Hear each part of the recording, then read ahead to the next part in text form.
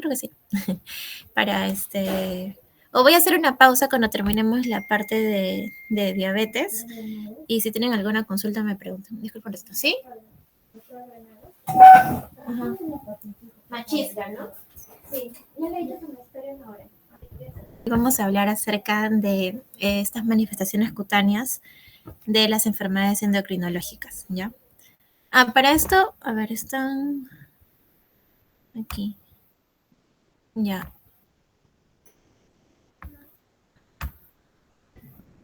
Ya están ahí todos, ¿no? Ya han entrado varios, ¿no? 25. Ya, ya Sí, chicos, pero ya ahora sí voy a empezar entonces. Ya, entonces, bueno, la piel, como sabemos, siempre está en relación con todo el sistema, con todos los órganos, con todos los sistemas, ¿no? Entonces, muchas veces mediante la piel es que vamos a poder encontrar o descubrir alguna enfermedad sistémica. Y en todo caso, cuando vemos a cualquier paciente, casi siempre todas las enfermedades de todos los sistemas tienen alguna forma de presentación clínica cutánea, ¿ya? Entonces, para nosotros, los dermatólogos muchas veces vemos desde la piel, podemos encontrar o podemos indicar al paciente, sugerir que tiene de repente alguna enfermedad interna, ¿ya? Por eso vemos nosotros de afuera hacia adentro, ¿ya? Entonces, algunas veces las manifestaciones, estas cutáneas, pueden ser la única expresión de alguna enfermedad sistémica en varias ocasiones. Ahora vamos a hablar acerca de la diabetes mellitus, que pues es una enfermedad bastante frecuente, ¿no? Que lo vemos, creo que todos los días los pacientes siempre acuden por un tema de hiperglicemia o se ven en medicina interna, se ve con mucha frecuencia que la comorbilidad principal que tienen los pacientes actualmente es la hipertensión y la diabetes mellitus. Entonces la hiperglicemia, cuando es crónica, a largo plazo va a dañar prácticamente todos los órganos del cuerpo y la piel no se salva. Usualmente el 30% de estos pacientes van a presentar alguna manifestación cutánea. ¿Ustedes me pueden decir qué tipo de manifestaciones cutáneas es frecuente ver en pacientes diabéticos? Acrocordones. Ya, acrocordones, ¿qué más hemos visto? acantosis nigricans. Acanthus nigricans también. Lo más frecuente, una de las causas más frecuentes de manifestaciones cutáneas, efectivamente, como ustedes han mencionado, son estos signos de resistencia a la insulina, ¿no? Y es bastante frecuente en la consulta por esa hiperpigmentación a nivel del cuello, a nivel de las axilas, y también por este crecimiento de estas pápulas que son pedunculadas en el cuello. Entonces, muchas veces pueden asociarse a diabetes. Efectivamente, es lo más conocido, pero en realidad los pacientes diabéticos sufren de bastantes infecciones en piel, ¿no? ¿Cuál es la infección más frecuente en piel que tienen los diabéticos?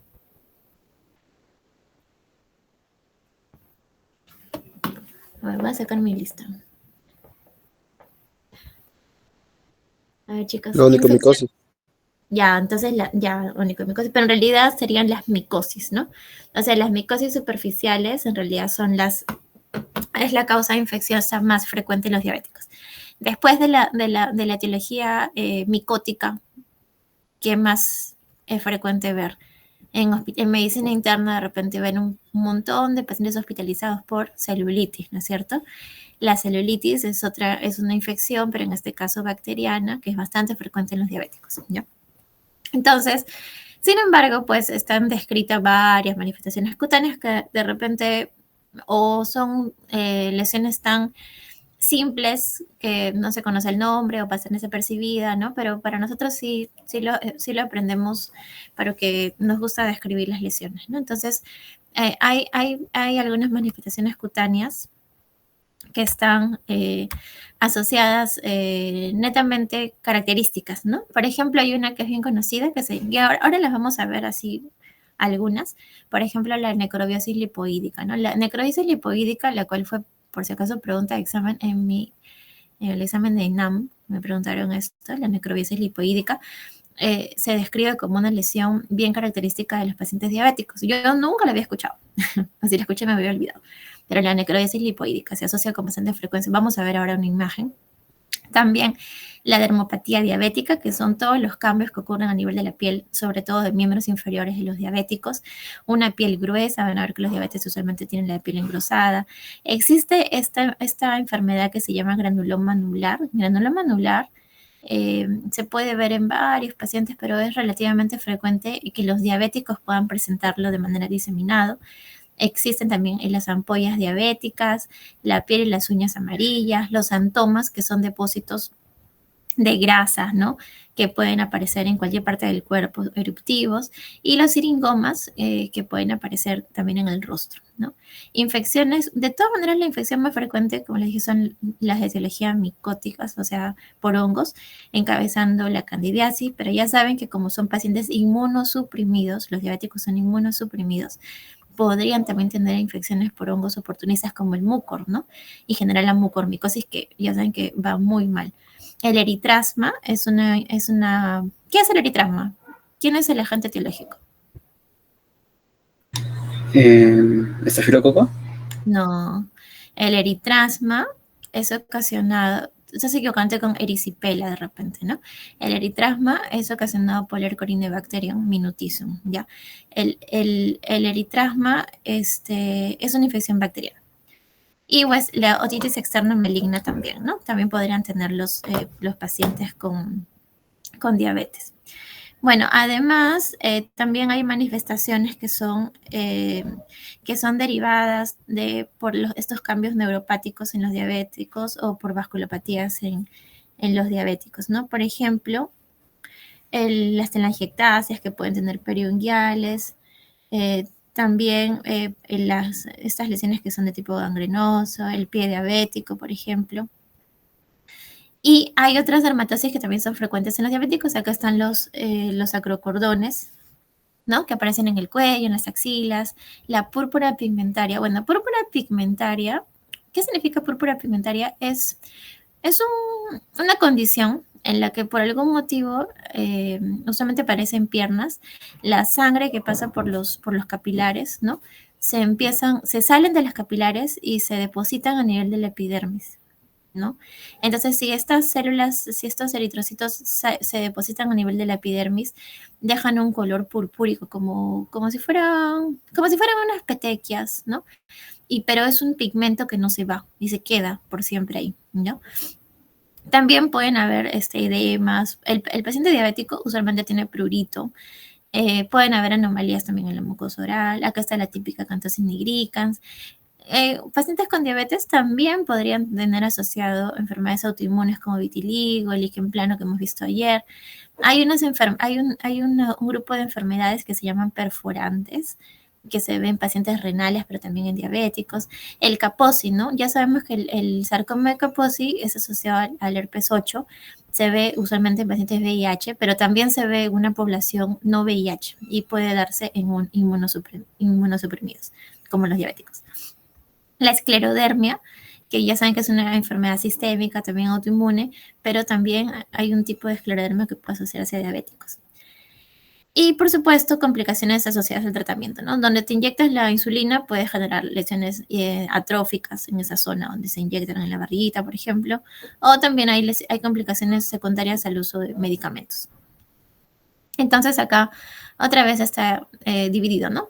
Acuérdense la necrobiosis lipoídica, del granuloma anular, que son lesiones que se ven en pacientes diabéticos, alteraciones vasculares, ahorita vamos a ver cómo es la dermopatía diabética o la rubiosis diabética. La rubiosis diabética se refiere a la cara roja que tiene el paciente diabético. Infecciones, están las micóticas encabezando, pero también están las bacterianas. Reacciones a la insulina, bueno, ya las lipodistrofias, o de repente deja cicatrices queloides, y secundario al uso de los medicamentos, ¿no? Acá lo mismo, ¿no? O sea, simplemente otro tipo de división, ¿no? Ahorita vamos a ver las lesiones para que puedan asociarlo. Entonces, esta es una de las condiciones clínicas asociadas que se ven en pacientes diabéticos, sino que pasa desapercibido. Si ustedes ven las piernas de los pacientes diabéticos, muchos de estos pacientes van a tener este tipo de lesiones en las piernas. Ustedes van a ver que sus piernas, usualmente, primero que tienen un color un poco hiperpigmentado, un poco medio cobrizo, van a tener unas placas, ¿no? Que pueden ser bien definidas, escamosas, el paciente siempre refiere que le pican.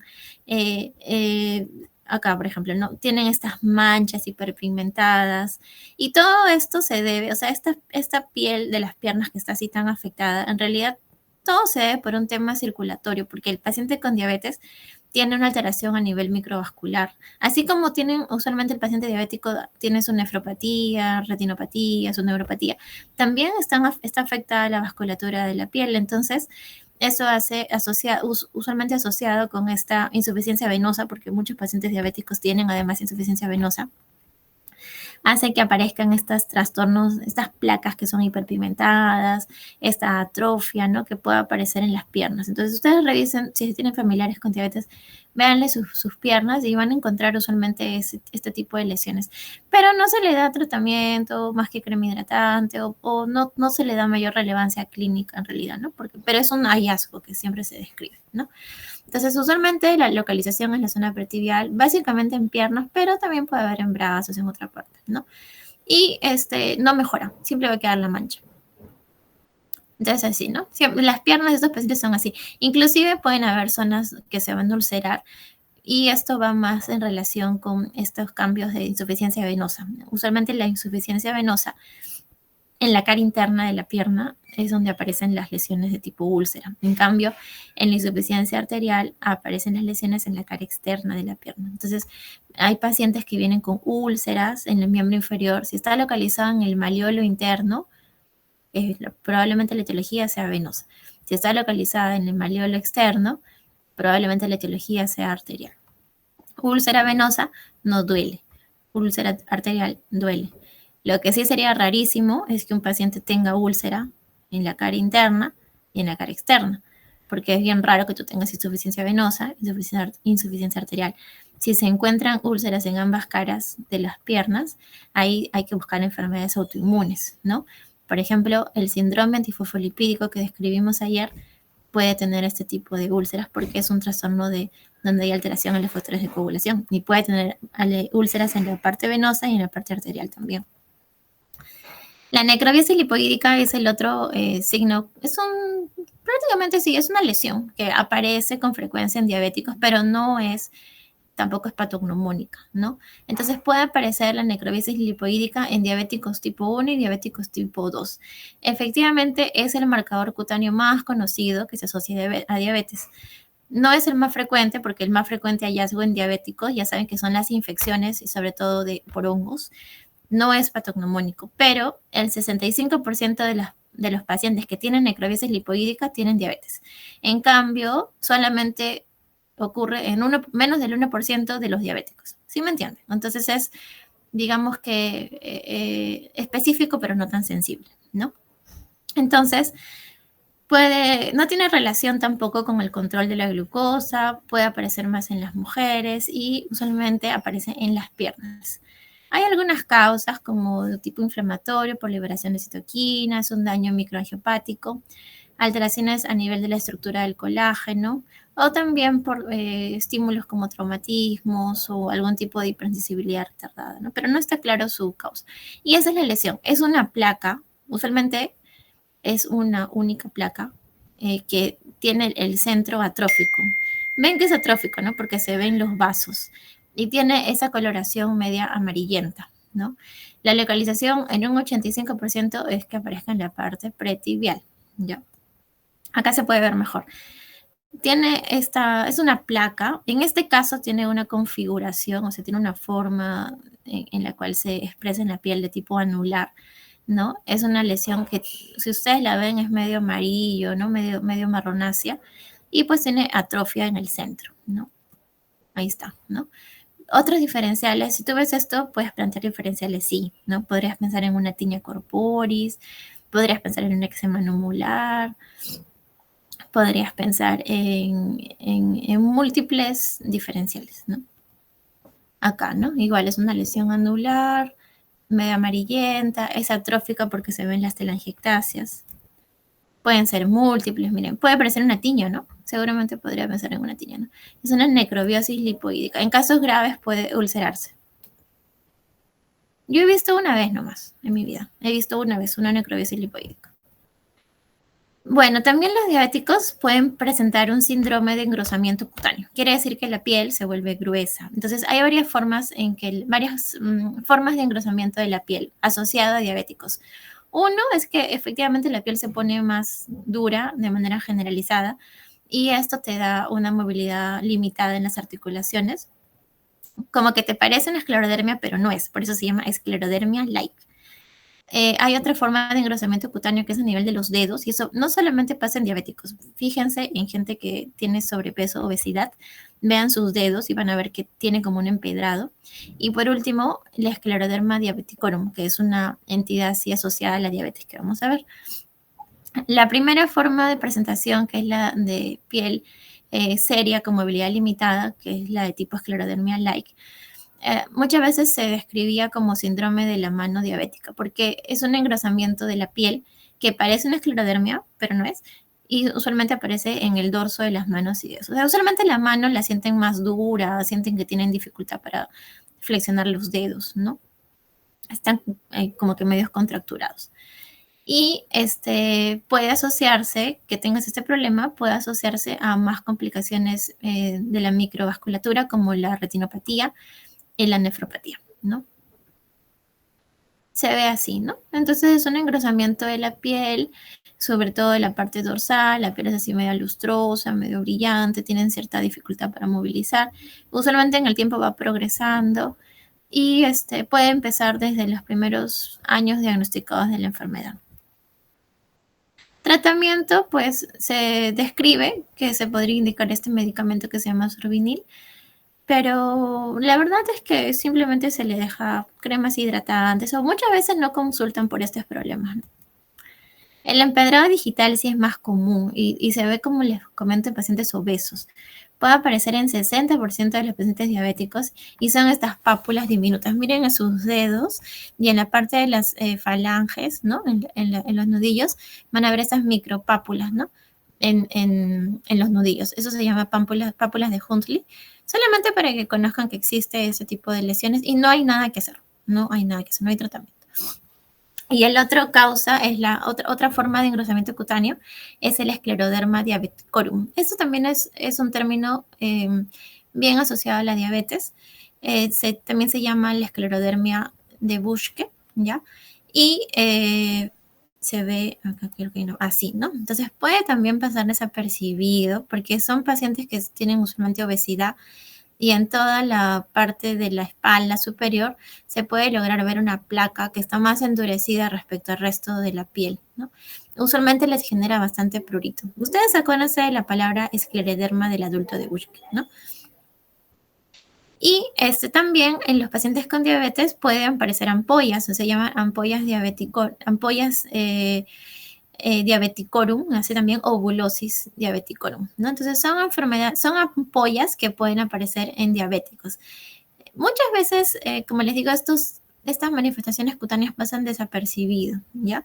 Y se describen usualmente en este caso en personas que tienen enfermedades de larga data, siempre asociada también a cambios en la vasculatura, microangiopatía, y también se puede asociar con la neuropatía diabética. Entonces, ¿cómo son las lesiones que de pronto aparecen ampollas, ¿no?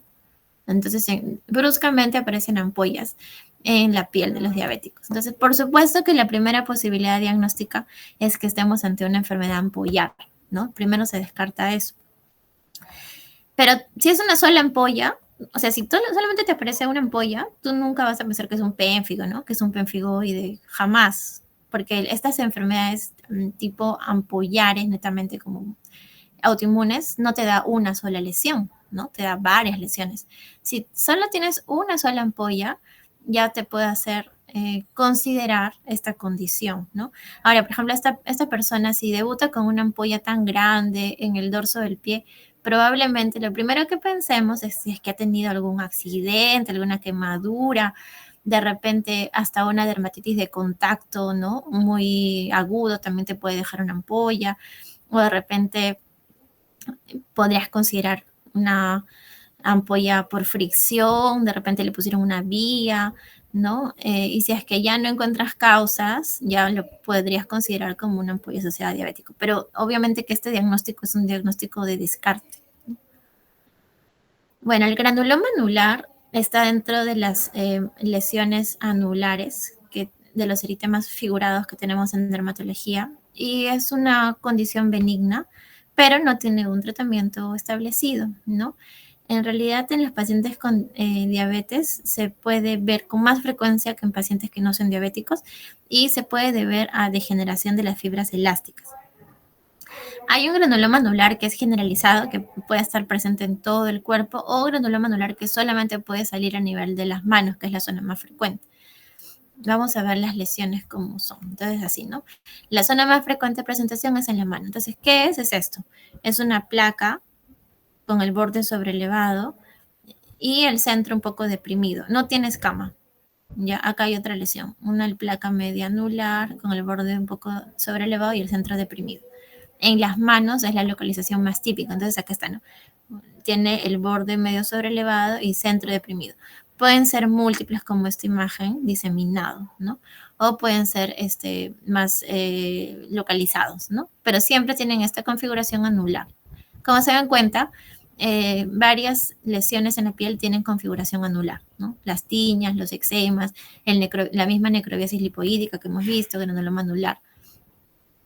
Y estos son los antomas eruptivos. Los antomas eruptivos son lesiones que tienen en su interior un depósito de lípidos, ¿no? Los antomas usualmente se asocian a dislipidemias. Entonces, una forma de presentación del santoma que es bien frecuente es el santelasma. No sé si han visto el santelasma que se asocia a dislipidemia, que aparecen unas placas amarillas a nivel de los párpados superiores. Ese es el santelasma, ¿no? Pero también puede haber acúmulo de lípidos a nivel de la piel de manera brusca, y se llaman síntomas eruptivos.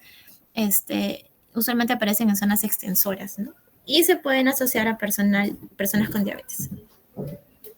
Usualmente es por una dislipidemia, ¿no? Ya puede ser asociado simplemente a hipertrigliceridemia o algún lípido en especial, ¿no? Como el VLDL, por ejemplo. Entonces se ve así, ¿no? Son estas pápulas medias amarillentas, confluyentes en zonas extensoras. Por supuesto que tiene diferenciales. Tú puedes pensar que son verrugas, ¿no? Sí, puedes pensar que son verrugas. Puedes pensar que son queloides, sí, también queloides. O sea, hay varios diferenciales, ¿no? Pero el color amarillo es lo que te hace pensar en esa opción. Incluso tiene el fenómeno de Koebner, así como la verruga, así como el vitiligo, como la psoriasis. El tratamiento es mejorar el nivel de los lípidos y en teoría tendría que ir desapareciendo poco a poco. La xantosis es la piel que es medio amarilla, ¿no? La piel amarilla. Cuando, por ejemplo, consumes muchos carotenos en los alimentos, zanahoria, mandarina, naranja, normalmente tu piel se torna un poco más amarillenta, medio naranja, ¿no? Sobre todo se nota más donde hay más fibras elásticas, que son en las manos, en las palmas y en las plantas. Entonces, los pacientes diabéticos pueden tener también una carotenoderma sin que estés consumiendo este tipo de alimentos, ¿no? Y se ve así, ¿no? La piel un poco más naranja. Bueno, la neuropatía diabética, por supuesto que es una manifestación también cutánea, ¿no? Ya saben que la neuropatía diabética podría llegar a producirte una úlcera, ¿no? A nivel de los pies. Ese es el pie de Charcot, ¿no? Entonces te puede llegar a producir. Y pues ya sabemos que en este caso estas manifestaciones de tipo neuropatía diabética aparecen con los años, ¿no? Y sobre todo por un descuido, ¿no? Ya que la sensibilidad está afectada a nivel del miembro inferior, muchas veces los pacientes no se dan cuenta y tienen muchas callosidades a nivel de las plantas y como su sensibilidad está alterada, no sienten cuando tienen una úlcera, ¿no? Y esta va creciendo y sobre todo en las áreas de presión, ¿no? Las úlceras por presión también pueden aparecer. Eso supongo que lo han visto más en endocrino. Y bueno, esta es la clasificación de Wagner, ¿no? Alguna vez hemos visto lesiones muy agresivas, ¿no? Como es estadio 5, donde ya hay necrosis, y por eso es que los amputan a los pacientes, ¿no? Bueno, así como hemos visto manifestaciones de la microangiopatía, también puede haber alteraciones de la macroangiopatía. Por ejemplo, en general los pacientes pueden tener atrofia de la piel, pueden tener los pies fríos, la claudicación intermitente, muchos se quejan de dolor nocturno, puede haber pérdida de vello. Eso es bien frecuente ver. Si ustedes ven las piernas de los pacientes con diabetes, van a ver que no tienen vello en las piernas, ¿no? También, aparte de la onicomicosis, también la misma macroangiopatía puede hacer que tengan distrofia a nivel de las uñas. Y de la microangiopatía ya sabemos que es la dermatopatía diabética, que son esas piernas manchadas que hemos visto. La púrpura pigmentaria, que es este depósito de los eritrocitos a nivel de la piel, que te deja esa coloración como de pimienta de cayena, así se describe. La rubiosis de la cara, que es la cara roja. El eritema, bueno, telangiectasias que pueden haber cerca de las uñas y cambios en las uñas, ¿no? Bueno, esta es la diferencia entre una úlcera neuropática y una úlcera isquémica. La úlcera neuropática usualmente aparece en las zonas donde hay mayor presión, pero el pie está caliente, el pulso está presente, el color suele ser normal, la piel puede tener vello, ¿no? El aspecto de la lesión está inflamatoria. Si bien es cierto, la úlcera se puede ver muy similar, ¿no? El dolor usualmente está ausente. Los pacientes que tienen úlceras neuropáticas no tienen dolor, ¿no? Por eso que no se dan cuenta. Y el pronóstico va mejor. En cambio, la úlcera cuando es isquémica, la localización puede ser a nivel de la zona, no solo de presión, sino también en zonas distales.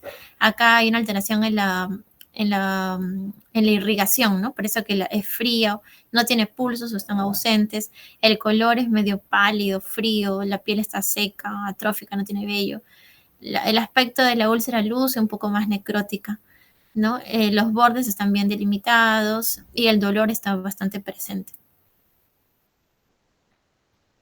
Bueno, la cantosis nigricans es una manifestación bien frecuente de la resistencia a la insulina, también de la diabetes, pero también hay una forma cuando la cantosis nigricans es muy, muy intensa, o sea, muy agresiva, muy marcada, también se considera que puede ser una paraneoplasia y se suele asociar a los adenocarcinomas gástricos, ¿ya? Eh, a ver, usualmente cuando vemos acantosis nigricans estamos en la obligación de descartar que no tenga resistencia a la insulina, ¿no? Así es la acantosis nigricans, ¿no? No solamente es en el cuello, que es la zona más frecuente, también puede estar presente en nudillos, ¿no? Los nudillos se ven así bien acentuados. Entonces, la verdad que a veces puede tener una textura como de aterciopelada, ¿no? Y en estos casos, la verdad que su tratamiento básicamente es mejorar la enfermedad sistémica, bajar la glucosa, bajar la insulina, y solamente le podemos dejar cremas hidratantes, ¿no? Ya si el paciente insiste mucho, se pueden dejar despigmentantes, ¿no? Inclusive la cara, ¿no? La cara puede verse afectada. Ya. Chicos, ¿tienen alguna pregunta?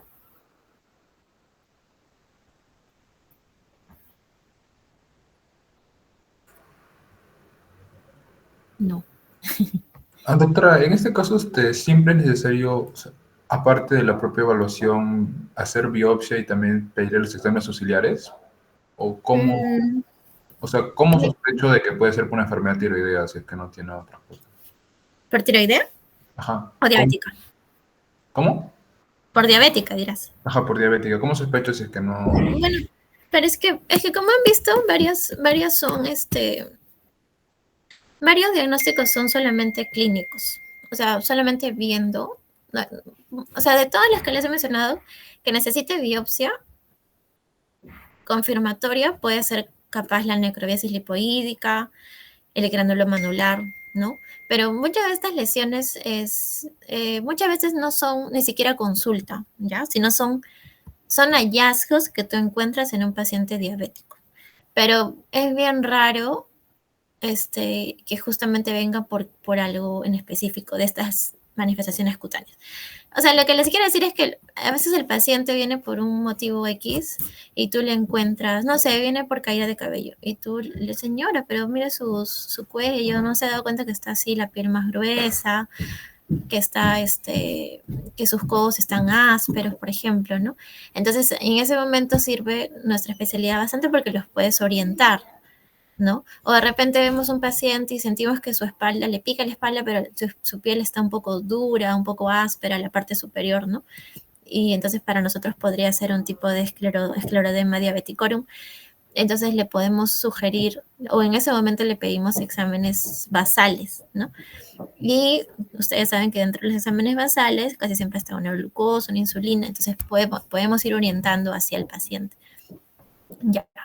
Pero no es que tomemos biopsia, pues de todo. Algunas lesiones ya son fáciles de reconocer, entonces no le pedimos ningún tipo de examen auxiliar más. Muchas veces el paciente ya tiene un antecedente de importancia, ¿no? Ya tiene la diabetes, por ejemplo. O si no lo tiene, lo podemos orientar y lo mandamos al endocrino y así, ¿no? Vamos, mediante la piel nosotros muchas veces vamos encontrando hallazgos y vamos mandando a diferentes especialidades. ¿Ya? Bueno, ahora vamos a ver algunas manifestaciones cutáneas de las enfermedades tiroideas. En realidad con la tiroides no está tan descrito, tan marcado así como hemos visto con la diabetes, ¿no? Pero pues muchas personas, si bien es cierto, cuando yo pregunto antecedentes de importancia, o es hipertenso, o es diabético, o es hipotiroideo, ¿no? Es bien frecuente encontrar. Entonces la piel es uno de los principales sitios donde aparece la deyodación, ¿no? Y por lo tanto, la piel es un órgano que la tiroides regula bastante. Nosotros ya sabemos que un paciente con hipotiroidismo, ¿no? O sea, que tienen las hormonas tiroideas bajas, usualmente en nuestra mente viene un paciente gordito, con la piel seca, con la piel áspera, ¿no es cierto? Y aparte de la cara toda botagada, ¿no? Ya.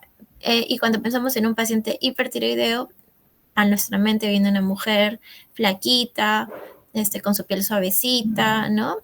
Sudando, ¿no? Esa es la imagen que se nos viene a la mente cuando pensamos en hipo y en hipertiroideo. Entonces, eso es porque la tiroides regula bastante la piel, o sea, interviene bastante en la regulación de la piel. La tiroides va a tener bastante efecto respecto al funcionamiento de las glándulas, ¿no? Apocrinas, ecrinas, incluso sebáceas. También respecto al crecimiento del pelo, inclusive está implicada en la melanogénesis también. Entonces, la piel tiene, la T3, la hormona T3 tiene bastantes efectos a nivel sistémico y la piel tampoco no se deja de estar afectada, ¿no? Entonces, cuando hablamos de hipertiroidismo, ya sabemos que la principal enfermedad o el más frecuente causa de hipertiroidismo es la enfermedad de Graves, ¿no? También está el bocio multinodular o el adenoma tóxico también, ¿no? Pero más que todo es la enfermedad de Graves. Entonces, a nivel de la piel, en la persona que tiene hipertiroidismo, vamos a encontrar usualmente una piel adelgazada, una piel muy suave, aterciopelada. A veces están sudando, ¿no? Y pueden asociarse con piel húmeda. También pueden estar con la piel un poco más hiperpigmentada, ¿no? Y como el hipertiroidismo, el más frecuente es enfermedad de Graves, que es una enfermedad autoinmune, muchas veces se va a asociar a otras enfermedades autoinmunes como el vitiligo, ¿no? Como cualquier enfermedad sistémica, puede asociar también urticaria y también puede dar en este caso el mixedema pretibial. ¿Se acuerdan que el mixedema pretibial era como un edema a nivel de la zona pretibial justamente, ¿no? Y también te puede dar la acropaquia tiroidea, que es una forma especial de las uñas, ¿no? Que son así como unos deditos que son más gorditos, como más ensanchados. El pelo, en la paciente hipertiroidea, el pelo es delgadito, ¿no? Y se le cae. Por supuesto que como cualquier enfermedad autoinmune, en el caso de la enfermedad de Graves, se puede asociar a otro tipo de enfermedades autoinmunes como la alopecia areata. En las uñas pueden haber cambios también, igual que en la psoriasis, la onicolisis, que quiere decir que la parte distal de la uña se levanta. Puede haber una ferropenia que te pueda llevar a una coloniquia, que es la uña en forma deprimida como una cucharita, o dedos en palillo de tambor, ¿no? Como la acropaquia tiroidea. Los pacientes que tienen hipertiroidismo, como la piel es tan fina, te puede dar este eritema palmar. Eritema palmar también lo pueden ver en pacientes con cirrosis, ¿no es cierto? Igual que las telangiectasias. Y eso es porque hay una vasodilatación periférica. Y también la cara puede verse un poco más roja, eritematosa, caliente, húmeda, ¿no? El pelo usualmente es más delgadito, es fino y puede tener una alopecia difusa. Alopecia difusa quiere decir caída de cabello de manera difuso y una alopecia difusa se puede ver en prácticamente todas las enfermedades sistémicas, ¿no? Se puede ver una alopecia difusa en pacientes que tengan enfermedades reumatológicas, en lupus, en esclerodermia. Porque lo que pasa es que una causa de alopecia difusa puede ser el efluvio telógeno. El efluvio telógeno es una caída de cabello abrupta de todos los pelos que están en una fase telógena. La fase telógena es una fase de reposo. Entonces, ¿a qué personas les puede dar efluvio telógeno? Personas que están cursando una enfermedad sistémica o que han tenido un evento importante como un embarazo, como una cirugía. Bruscamente el pelo se cae, todos los pelos que están en fase de reposo, fase telógena, se caen, ¿no? Y te va a dar como desencadenante una alopecia difusa. Pero eso va a ser limitado. Cuando tu enfermedad se controla o cuando ya estás más adaptada, otra vez el pelo te vuelve a crecer. Y estas son las uñas de Plummer, ¿no? Las uñas de Plummer se asocian a enfermedad de Graves, ¿no? Y usualmente las uñas de Plummer es una onicolisis, o sea, se ha levantado la parte distal y tiene una forma un poco cóncava, ¿no? Bueno, estos son los ojitos típicos de la enfermedad de Graves, ¿no? También el bocio. Y miren estos dedos, ¿no? Estos en palillo de tambor, esto es la acropaquia, que no solamente se ve en tiroides, también puedes ver en enfermedades pulmonares crónicas.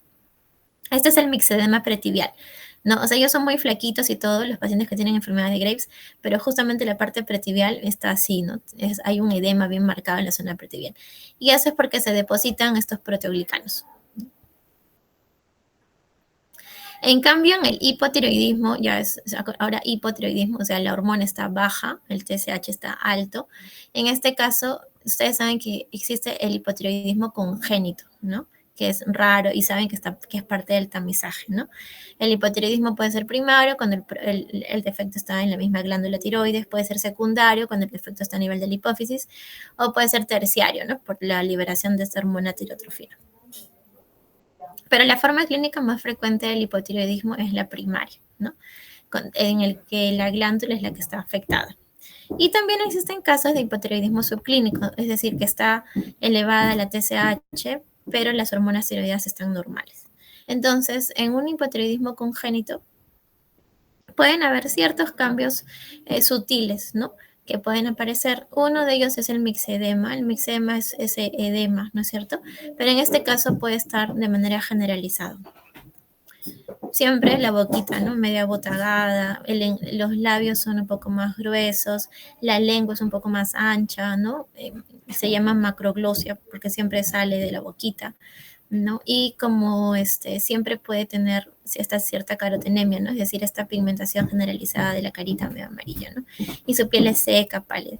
Menos mal que el hipotiroidismo es congénito, está dentro del tamizaje neonatal que se le hace al bebito a la primera semana de vida. Entonces, usualmente a nivel de la piel, más allá de los signos sistémicos que el paciente tiene, como estreñimiento, aumento de peso, intolerancia al frío, ¿no? La piel es seca, la piel es rugosa, es pálida, tienen esta coloración medio amarilla, ¿no? También de las palmas y las plantas. Puede haber ictiosis, que es decir, una descamación de toda la piel, que es un poco más gruesa que una cerosis.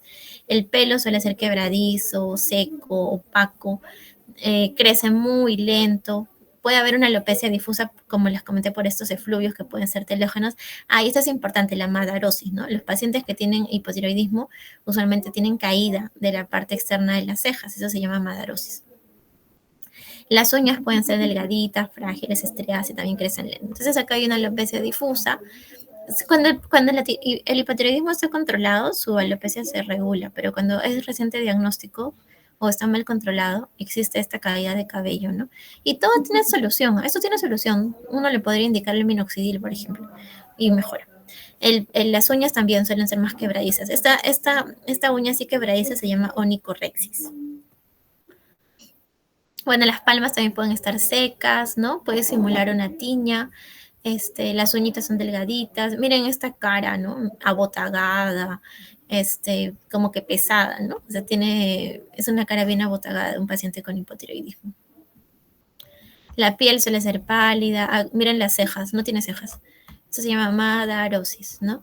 Los labios son más gorditos porque se acumulan los polisacáridos. La nariz usualmente es más ancha. Párpados caídos, ¿no? Labios gruesos.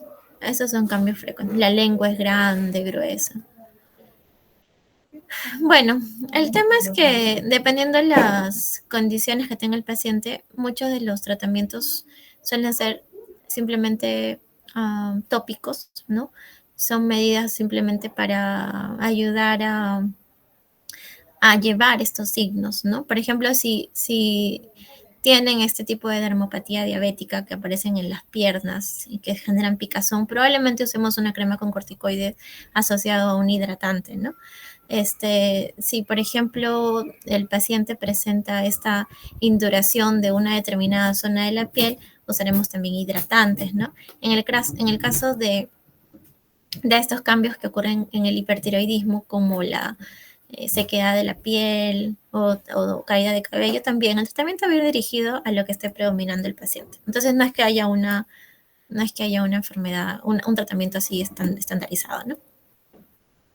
Bueno, solamente para que sepan que existe también el síndrome de Cushing, que es que ustedes ya lo han visto pues en endocrino, usualmente asociado al uso exógeno de corticoides, y nosotros lo vemos con bastante frecuencia, y lo que vemos, o sea, el motivo de consulta usualmente es por las estrías, ¿no? Pero bueno, cabe decirles que las estrías no tienen tratamiento. Cuando ya tienes una estría es porque se han roto las fibras elásticas, ¿no? Se han roto y ya no hay nada que las pueda unir. Lo único que podríamos hacer es para estimular nuevas fibras de colágeno y elastina, es tratamiento con láser, ¿no? Podría mejorar, o con bioestimuladores, pero lamentablemente cuando te sale una estría ya no hay nada que hacer. Puede mejorar un poco con láser, ¿no? Y esa es la forma clínica de un paciente con síndrome de Cushing. Bueno, ya lo han visto, ¿no? La cara luna llena, la fragilidad capilar. Entonces, básicamente, todas estas lesiones de un síndrome de Cushing va a mejorar cuando ya se va regulando, se van quitando los corticoides. Por supuesto que un paciente con síndrome de Cushing, yo tenía una paciente con síndrome de Cushing que venía porque tenía acné. O sea, pero el acné era por el abuso de los corticoides. O sea, el abuso de corticoides había hecho que se le desencadene un acné muy grave, ¿no? Entonces, se tratan las lesiones que han aparecido, ¿no? Depende de qué es lo que tenga, se le va tratando. Y la enfermedad de Addison, que es la insuficiencia suprarrenal, acuérdense que lo que genera la enfermedad de Addison es la hiperpigmentación, una hiperpigmentación generalizada, ¿no? Entonces, así, ¿no? El paciente se torna completamente hiperpigmentado, todo su cuerpo, y miren su lengua, incluso tiene estas lesiones, esta pigmentación así casi negruzca. Addison sí se ve, sí he visto varias veces en pabellones, ¿no? Y por supuesto, como cualquier enfermedad autoinmune, o sea, todo lo autoinmune, la enfermedad de Graves, el Hashimoto, diabetes tipo 1, vitiligo, psoriasis, alopecia areata, todo va de la mano. O sea, cuando tú tienes una enfermedad autoinmune, siempre hay que buscar otra, el síndrome de Sjögren, por ejemplo, ¿no?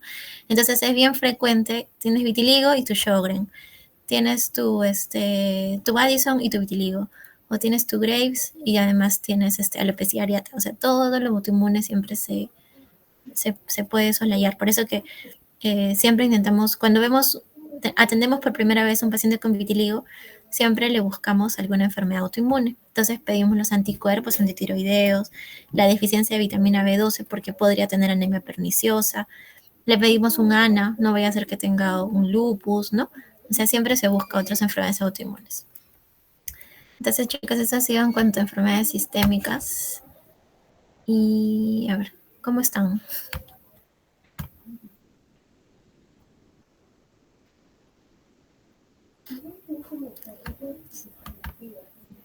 ¿Están bien? Sí, doctora, todo bien. Sí, doctora. Les quiero mostrar este caso clínico. Mire, que, bueno, ya cambiando de tema, ¿no? Para que vean este caso, este paciente del hospital, un paciente mayor, ¿no? 75 años, sin ningún medicamento ni ningún antecedente importante. Mejor acá les voy a poner. Con un tiempo de 3 meses, ¿no? donde le aparecían ampollas, o sea, ampollas que es una lesión elemental primaria, que es, ¿no?, contenido líquido a nivel de la boca. También un mes antes de que venga, aparecen las ampollas en todo su cuerpo, se generaliza, tiene fiebre y por eso ingresa por emergencia. Estaba con una frecuencia cardíaca, estaba con síntomas sistémicos, ¿no? Mira, una frecuencia cardíaca 120, con fiebre. Y bueno, al examen físico, básicamente era las lesiones en piel, ¿no? Esas ampollas hemorrágicas, ¿no?, en sus labios. Y miren su espalda. ¿Qué signo clínico puede tener el paciente acá?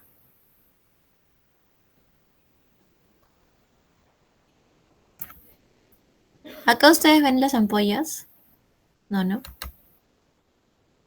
O sea, acá ya no hay ampollas. Acá hubo ampollas.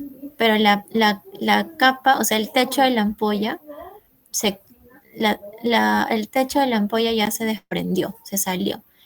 Y solo quedó la erosión. Esta es una erosión, ¿no? ¿No? Entonces acá también, ¿no? Acá parece que está todavía el techito de la ampolla y se quiere desprender, ¿no? Entonces acá yo no podría decir que hay ampollas, ¿no? Acá son unas placas, ¿no? Unas lesiones en placa de repente, ¿no? Y acá hubo ampollas, pero que se han erosionado. O sea, acá te queda la lesión secundaria, la erosión. Entonces, si tú pasas tu dedito por acá, encima, se desprendía la piel. Y eso hacía que aparezca el signo de Nikolsky, ¿no? Este paciente tenía un signo de Nikolsky. Y ven cómo el compromiso es generalizado, ¿no? Generalizado. Tenía ampollas en la boquita. En la boquita tampoco ves la ampolla, ves las erosiones y las costras, ¿no? Entonces, bueno, le pedimos todos los exámenes. Efectivamente había leucocitosis, ¿no? Una leucocitosis marcada. Más allá de eso, después no tenía mayor compromiso, ¿no? Siempre se le pide exámenes, cuando estás ante una enfermedad ampollar, se le pide exámenes, ¿no? Porque acá nuestra posibilidad diagnóstica era un pénfigo, pues, ¿no? Por supuesto, un pénfigo.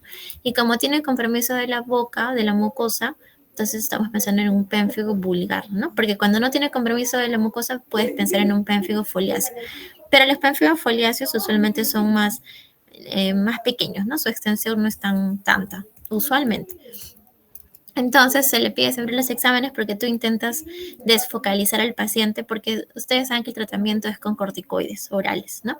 Entonces tienes que buscarle infecciones, virus, algo que, ya que si tú le das corticoides puedes inmunosuprimirlo, ¿no? Entonces si es que tuviera una infección urinaria habría que tratarlo, por ejemplo, ¿no?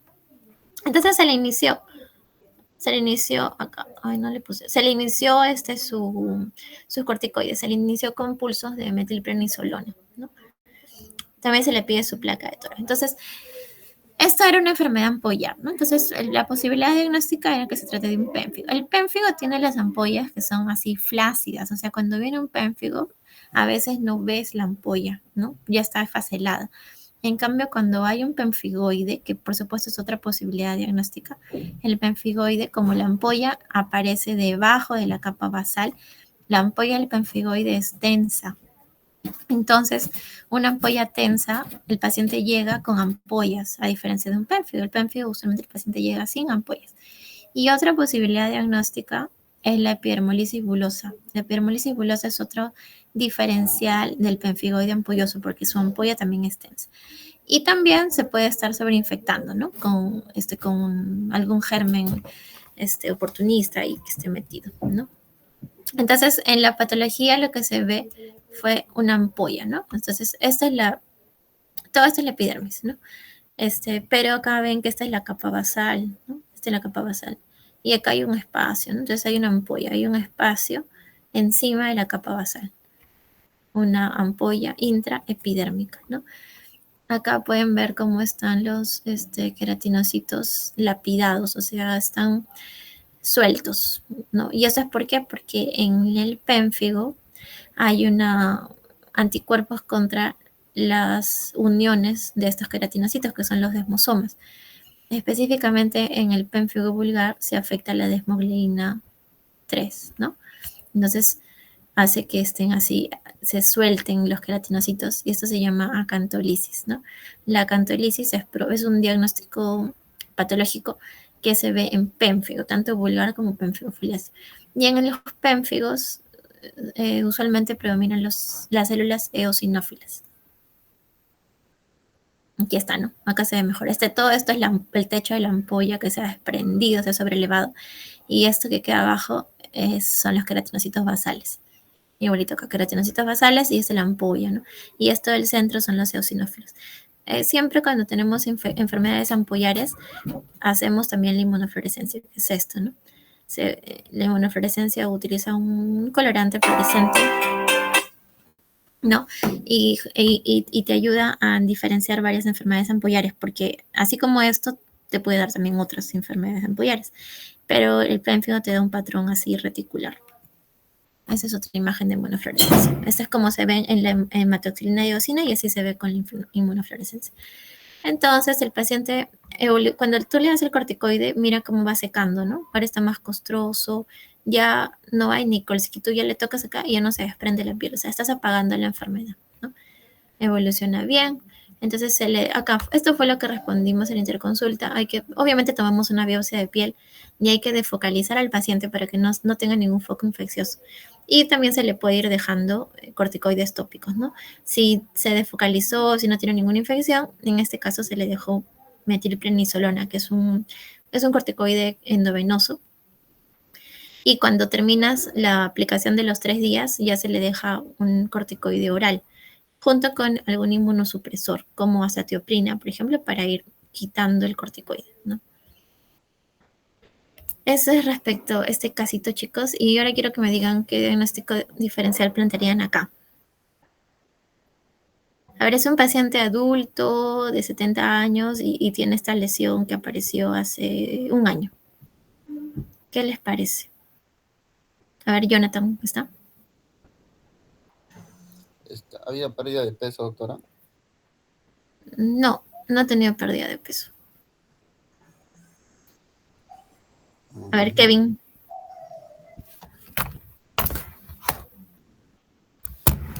El Kevin no está, no ha venido a clase, tampoco el lunes. A ver, algún voluntario o que describa en todo caso la lesión. ¿Qué es? ¿Una ampolla?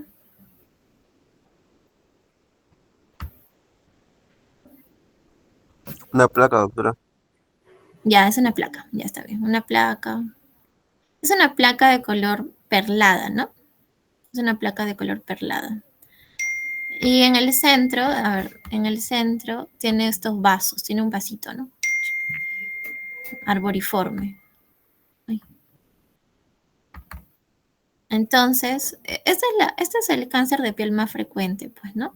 De repente Jonathan me preguntase si había pérdida de peso, pero en realidad en el cáncer de piel, como son lesiones usualmente localizadas a la piel, ¿no? Usualmente no tienen síntomas sistémicos, o sea, acá el paciente no es que luzca mal, tiene baja de peso, no, el paciente está normal, muchas veces son hallazgos o, ¿no?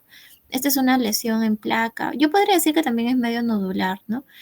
Tiene este borde que se llama ulcus rodens, que es así como un collar, un rodete medio perlado, medio rechoncho, ¿no?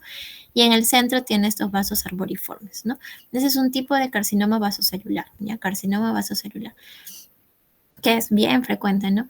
Entonces, esta es la patología del carcinoma vasocelular. En realidad, esta es la histología típica, ¿no? Se forman estas lesiones nodulares, nidos de células basaloides, ¿no? Y tiene esta forma así nodular por la forma que tiene la lesión, ¿no? ¿No? Pero el carcinoma vasocelular puede ser nodular, que es el más frecuente, puede ser el pigmentado, que es oscuro, el superficial cuando es planito, puede ser este morfeiforme que aparenta una cicatriz también, ¿no? Y para que sepan que el tratamiento del carcinoma vasocelular usualmente es quirúrgico y es local. Entonces tú delimitas la lesión y sobre ese borde que tú delimitas le das un margen más o menos de 4 milímetros y todo eso lo sacas. Y una vez que lo sacaste, haces el colgajo, ¿no? Haces el colgajo. El colgajo quiere decir jalar piel proximal, o sea, cercana, para poder tapar el defecto, ¿no? Hay un montón de colgajos que le van a aprender en cirugía. Ya, chicos. Entonces, ¿tienen alguna consulta? Doctora, sobre el pénfigo vulgar, quería hacer mi Ya, consulta. ya. Sobre el diagnóstico, ¿era inmunofluorescencia directa o indirecta? No, en realidad el diagnóstico es con la anatomía patológica más inmunofluorescencia directa, porque lo hace del tejido. En cambio, la inmunofluorescencia indirecta se toma de suero, de la sangre, pero se hace solamente para fines de investigación, ¿no? No se hace, no es un examen rutinario. La inmunofluorescencia directa sí es rutinario, se manda, porque en el hospital no hay, pero sí se manda, es relativamente frecuente. Un poquito caro es, pero siempre pedimos. Entonces es necesario de hacer la inmunofluorescencia directa para el diagnóstico, porque me refiero a si que tienes síntomas de lesiones en la piel, de pénfigo vulgar más la ELISA con anticuerpo de hemoglobina. ¿Ya sería suficiente para el diagnóstico o tendría que hacer la inmunofluorescencia directa todavía, doctora? No. Lo que pasa es que en realidad el diagnóstico se hace viendo la clínica más o sea, mira, en el 80% de los casos, lo que hacemos es ves al paciente, lo examinas, te parece que es un pénfigo, ya, lo programas para biopsia. Lo ideal sería, aparte de mandar la biopsia por anatomía patológica, también mandar tu muestra en un cloruro para inmunofluorescencia directa. Eso sería lo ideal. No se toman anticuerpos de ELISA para desmogleína, eso no se toma, ¿no? Eso es lo ideal. La verdad es que la mayoría de pacientes no tienen el dinero para pagar la inmunofluorescencia directa, porque cuesta como 500 soles, 400 soles. Entonces, muchas veces no lo mandamos, ¿ya? Pero el hecho de que no lo mandemos, a veces sí nos complica a nosotros el tratamiento, porque a veces no estamos justamente ante un pénfigo vulgar. De repente es otra enfermedad ampollar muy parecida, porque hay varias. Por ejemplo, sobre todo cuando son subepidérmicas, como el caso del pemfigoide ampollar. El pemfigoide ampollar puede ser muy similar a la epidermolisis bulosa. Y si no mandamos inmunofluorescencia directa, a veces nos equivocamos. Estamos tratando un pemfigoide ampollar y era una epidermolisis bulosa. Entonces, en realidad en todos los textos sí te dicen que la inmunofluorescencia directa debería ser un examen que se pide en todas las enfermedades ampollares, no solamente en pénfigos. Pero en la vida real pedimos solamente biopsia de anatomía patológica, no pedimos suero de ELISA de nada, porque no está disponible esos exámenes, por lo menos acá. Ya, doctora, gracias. Ya, chicos, entonces, bueno, la última clase que tenemos conmigo, ahí les voy a comentar otros casos, ¿ya? Para no recargarlos ahora. Doctora, muchas gracias por la clase. ¿Nos podría compartir su diapositiva, por favor? Sí, ahora te la paso por WhatsApp, ¿ya? Chao, Doctora, gracias. chicos. Hasta luego, que tengan buen día. Luego, Hasta luego, Chao. doctora. Hasta luego, doctora. Gracias.